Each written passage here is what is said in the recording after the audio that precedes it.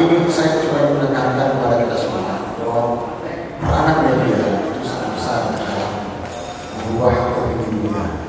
Saya masih ingat bagaimana perubahan ini terjadi sebelum peristiwa 2009-2008 peperangan dan setelah 2008-2009 peperangan. Ketika sebelum 2008-2009 adalah suasana di mana Hamas saat itu masih tersangka teroris. Sampai saat ini masih teroris. Tetapi dengan kemenangan dia dalam peperangan 2008-2009, dia mulai berubah cara memandang mereka dan akhirnya bergelombang datang ke Gaza untuk mendukung pembebasan dari Gaza, juga dengan misi-misi kemanusiaan dan lain sebagainya. Salah satu misi kemanusiaan yang kami lakukan adalah bersama Pak Akhir itu menembus Gaza dalam keadaan perang. Dan ini merupakan usaha diplomasi yang luar biasa. Seperti Pak Akhir katakan tadi, kita di negeri orang, kita memaksakan negara dan kita cukup keras untuk Pak Akhir berdiplomasi dengan wakil Menlu. Sampai kita mengatakan ya kita siap masuk.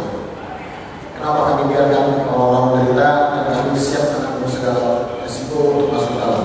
Jadi memang betul kata Pak Hayat, kita merasakan kehendak dan alhamdulillah kerjasamanya itu menghasilkan usaha yang berhasil untuk masuk ke Gaza dalam keadaan perang.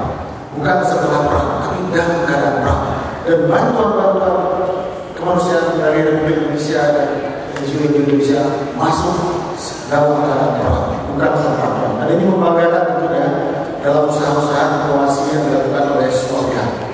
Nah, ini pula yang kami maksud dengan apa yang disebut dengan humanitarian diplomacy untuk memberikan bantuan langsung, jelas tujuannya. Kemudian yang kedua juga memberikan nuansa dukungan terhadap orang-orang yang tertindas, orang-orang yang belum merdeka, orang-orang yang dizolimi seperti Gaza yang kita lihat selama ini. Dan berikutnya adalah usaha untuk membangun sebuah rumah sakit Indonesia di Gaza, yang ini juga merupakan alat silaturahim yang luar biasa. Kenapa? Karena usaha ini awalnya dibuat MOU-nya pada saat perang juga, ya, beberapa hari setelah gencatan senjata. Dan kami berusaha meyakinkan pihak Gaza, pihak Hamas, untuk mengatakan bahwa kami sungguh-sungguh untuk membangun sebuah rumah sakit. Karena dia tidak percaya. Kenapa dia tidak percaya? Karena banyak lembaga yang pada saat kritis menjanjikan banyak hal, tetapi pelaksanaan berikutnya menguap seiring dengan menguapnya konflik. Dan kami ingin menyatakan kepada mereka, kami tidak main-main, walaupun waktu itu duit baru 10 miliar. Dan kami yakin, walaupun duit 10 miliar, kita akan membangun rumah sakit yang bisa di Gaza. Dan alhamdulillah, usaha ini tampaknya mulai tampak. Dan sampai saat ini kita sudah melihat bentuk jadinya bangunan. Dan ini tentunya tidak terlepas dari tekad, ya, tekad daripada semua pihak. Baik para donatur, ya, karena kalau saya lihat uang yang masuk ke rumah sakit ini distribusinya banyak dari kelas menengah bawah rakyat Indonesia, bukan dari orang super kaya Indonesia, tetapi dari kelas menengah bawah. Jadi yang kita lihat di sini adalah spirit daripada orang yang melaksanakan, merencanakan rumah sakit ini, dan juga spirit daripada rakyat menyumbang terhadap rumah sakit ini. Nah, keras spirit itulah kami merasa mendapat beberapa amal yang luar biasa, dan ini kami sampaikan kepada pemerintahan Palestina di Gaza bahwa kami tidak punya uang banyak, tapi insya Allah rumah sakit ini jadi.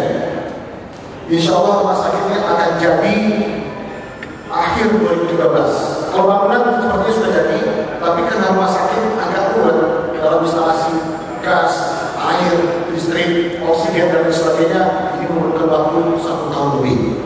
Dan dana terkumpul saat ini sejumlah 29 miliar dan sudah terpakai sebagian besar.